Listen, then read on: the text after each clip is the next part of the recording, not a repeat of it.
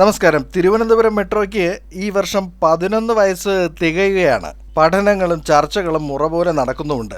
ഏറ്റവും പുതിയ അപ്ഡേറ്റ് വാർത്ത എന്താണെന്ന് നോക്കാം. തലസ്ഥാനത്തിലെ മെട്രോ പദ്ധതിയുടെ അന്തിമ അലൈൻമെന്റ് നിശ്ചയിക്കുവാൻ ചീഫ് സെക്രട്ടറിയുടെ നേതൃത്വത്തിൽ ഒരു സമിതി രൂപവൽക്കരിക്കുവാൻ സർക്കാർ ഇപ്പോൾ തീരുമാനിച്ചിരിക്കുകയാണ്. മുഖ്യമന്ത്രിയുടെ അധ്യക്ഷതയിൽ ചേർന്ന യോഗത്തിലാണ് ഇപ്പോൾ ഈ പുതിയ തീരുമാനം വന്നിരിക്കുന്നത്. റവന്യൂ, ധനകാര്യം, തദ്ദേശ സ്വയംഭരണം, ട്രാൻസ്പോർട്ട് വകുപ്പ് എന്നിവയിലെ സെക്രട്ടറിമാർ ഈ സമിതിയിലുണ്ടാകും. ഇനി ഈ സമിതിയാണ് ഇതുവരെ നിർദ്ദേശിക്കപ്പെട്ട അലൈൻമെന്റ് ഉൾപ്പെടെയുള്ള കാര്യങ്ങൾ പരിശോധിച്ച് സർക്കാരിന് നിർദ്ദേശങ്ങൾ സമർപ്പിക്കുന്നത്. പദ്ധതി നിർവഹണ ഏജൻസിയായ Kochi metro rail limited KMRL സർക്കാരിന് സമർപ്പിച്ച പദ്ധതി രേഖയുടെ അടിസ്ഥാനത്തിലാണ് ഇപ്പോൾ ചർച്ചകൾ നടന്നത്. 6 വ്യത്യസ്ത റൂട്ടുകൾ വഴിയുള്ള മെട്രോ അലൈൻമെന്റാണ് ഈ യോഗത്തിൽ മുന്നോട്ട് വെച്ചത്. ആദ്യം തുടക്കത്തിൽ പള്ളിപ്പുറം ടെക്നോ സിറ്റി മുതൽ കരമന കൈമനം വഴി പള്ളിച്ചൽ വരെ മൊത്തം 27.4 കിലോമീറ്റർ ദൂരത്തിലുള്ള ഒരു പാതയായിരുന്നു ഉണ്ടായിരുന്നത്. ഇതിനിടയിലാണ് പുതിയ റൂട്ടുകളും അലൈൻമെന്റുകളും ഒക്കെ ഉയർന്നു വന്നത്.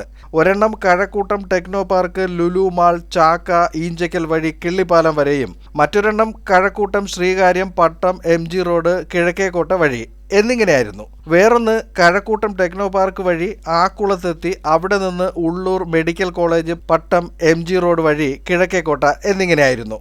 ഇങ്ങനെ പല വ്യത്യസ്ത റൂട്ടുകൾ വന്നതോടെയാണ് ഏത് തിരഞ്ഞെടുക്കണം എന്നതിനെപ്പറ്റി പഠിക്കുവാൻ ഇപ്പോൾ സമിതി രൂപീകരിച്ചിരിക്കുന്നത്. നഗരഹൃദയത്തിലൂടെ MG റോഡും സെക്രട്ടേറിയറ്റും ഉൾപ്പെടുന്ന അലൈൻമെന്റാണ് വേണ്ടതെന്ന് തിരുവനന്തപുരം MPയും ആവശ്യപ്പെട്ടു. മറ്റൊന്ന് ഭൂഗർഭപാതയെക്കുറിച്ചായിരുന്നു. സ്ഥലമേറ്റെടുപ്പ് ഒഴിവാക്കുവാൻ ഭൂഗർഭപാതയാണ് അനുയോജ്യം എന്ന നിർദ്ദേശത്തെ KMRL എതിർത്തു. ഭൂഗർഭപാത വീണ്ടും ചിലവ് കൂട്ടും എന്നാണ് അവർ കാരണം പറഞ്ഞത്. ജനപ്രതിനിധികളുടെ അഭിപ്രായത്തിൽ ചെന്നൈ മെട്രോയുടെ മാതൃകയിൽ ഭൂഗർഭപാതയാണ് അനുയോജ്യം എന്നതായിരുന്നു. ഇനി ഏത് അലൈൻമെന്റ് വഴിയായിരിക്കും കൂടുതൽ പ്രവർത്തന ലാഭം ഉണ്ടാകുക എന്നതിനെക്കുറിച്ചാണ് ഇപ്പോൾ പഠിക്കുന്നത്. അതുമാത്രമല്ല, യാത്രക്കാർക്ക് ഗുണകരമാകുന്ന റൂട്ട് കൂടി നിശ്ചയിക്കേണ്ടതുണ്ട്.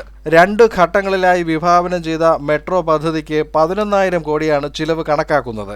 ഇനി മെട്രോ പദ്ധതിയുടെ നാൾ വഴികൾ നോക്കിയാൽ കൊച്ചി മെട്രോ റെയിൽ ലിമിറ്റഡിന്റെ മാതൃകയിൽ തിരുവനന്തപുരം, കോഴിക്കോട് നഗരങ്ങളിൽ മെട്രോ റെയിൽ നടപ്പിലാക്കുവാൻ കേരള റാപ്പിഡ് ട്രാൻസിറ്റ് കോർപ്പറേഷൻ രൂപീകരിച്ചത് 2014 ആയപ്പോൾ ഇതിന്റെ ആദ്യ DPR Delhi metro rail corporation തയ്യാറാക്കി കൈമാറി. പദ്ധതി പിന്നെയും വൈകിയതോടെ പുതിയ DPR തയ്യാറാക്കുവാൻ കേന്ദ്ര നിർദ്ദേശമുണ്ടായി. 2021 പുതിയ DPR Delhi metro rail corporation തയ്യാറാക്കി നൽകി. 2022 സംസ്ഥാനത്തിലെ റെയിൽവേ പദ്ധതികൾക്ക് ഒന്നിലധികം സ്ഥാപനങ്ങൾ വേണ്ട എന്ന കേന്ദ്ര നിർദ്ദേശത്തെ തുടർന്ന് കേരള റാപ്പിഡ് ട്രാൻസിറ്റ് കോർപ്പറേഷൻ പിരിച്ചുവിടുകയും പദ്ധതിയെ മൊത്തമായി കൊച്ചി മെട്രോ റെയിൽ ലിമിറ്റഡിന് കൈമാറുകയും ചെയ്തു. 2023 തിരുവനന്തപുരത്ത് മെട്രോ ആവശ്യമുണ്ടോ എന്നറിയുവാൻ ഒരു സമഗ്ര ഗതാഗത പദ്ധതി CMP തയ്യാറാക്കി. 2024 ഈ CMPയുടെ അടിസ്ഥാനത്തിൽ പുതിയ റൂട്ടുകൾ നിർദ്ദേശിക്കപ്പെട്ടു. ഒടുവിൽ ഇപ്പോൾ അലൈൻമെന്റ് തീരുമാനിക്കുവാൻ പുതിയ സമിതി രൂപീകരിക്കുകയും ചെയ്തു.